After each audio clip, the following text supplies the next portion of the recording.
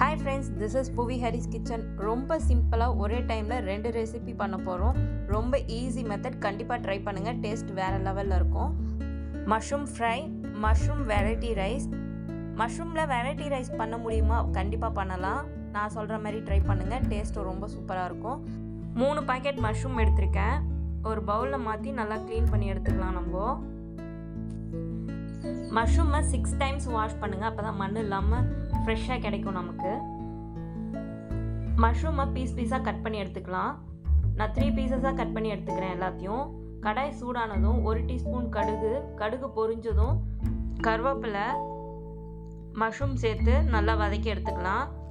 காளானுக்கும் உப்பு ரொம்ப கம்மியாக தான் எடுத்துக்கும். நான் 3 பேக்கெட்டுக்கு 1/2 டீஸ்பூன் உப்பு சேர்த்து நல்லா மிக்ஸ் பண்ணி வதக்கி எடுத்துக்கலாம். 3 பேக்கெட் அதிகமாக தெரியும், ஆனால் சுண்டிடுச்சுன்னா ரொம்ப கம்மியாக தான் வரும் நமக்கு. நான் தண்ணி சேர்க்கலை, அது காளான் தண்ணிலாம் நல்லா சுண்டனதும் லைட்டாக தண்ணி இருக்கிற ஸ்டேஜில் நான் வீட்டு மிளகாத்தூள் 1 ஸ்பூன் ஆட் பண்ணி 2 ஸ்பூன் எண்ணெய் சேர்த்து ஒரு 5-6 நிமிஷம் வதக்குனிங்கன்னா காளான் ஃப்ரை ரெடி.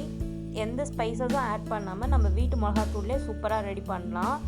கூழ், வெரைட்டி ரைஸு, தயிர் சாதம் இதுக்கெல்லாம் தொட்டு சாப்பிட்டா சூப்பராக இருக்கும். கண்டிப்பாக ட்ரை பண்ணி பாருங்கள். சூடாக சர்வ் பண்ணி என்ஜாய் பண்ணுங்கள். இதே கடாயில் மஷ்ரூம் வெரைட்டி ரைஸ் எப்படி பண்ணலாங்கிறது உங்களுக்கு சிம்பிள் டெக்னிக்கில் சொல்கிறேன். சேம் கடாயில் ஒரு பவுல் அளவுக்கு மஷ்ரூம் வச்சுருக்கேன். நம்ம ரைஸ் ஆட் பண்ண போகிறதுனால லைட்டாக உப்பும் மிளகாத்தூளும் சேர்த்து மிக்ஸ் பண்ணலாம். 1 நிமிஷம் குக் பண்ணதும் நான் மீடியம் சைஸ் வெங்காயம் எடுத்திருக்கேன். தாளிப்பு கரண்டியில் நான் ஃப்ரை பண்ணி எடுத்து வச்சுருக்கேன். மஷ்ரூமில் ஆட் பண்ணிவிட்டு 1 நிமிஷம் நான் குக் பண்ணுறேன் எல்லாத்தையும் நல்லா.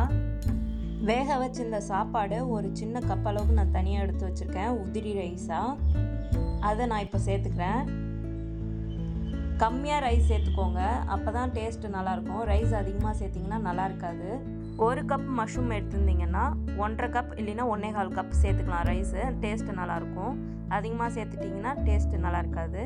Mushroom variety rice ready.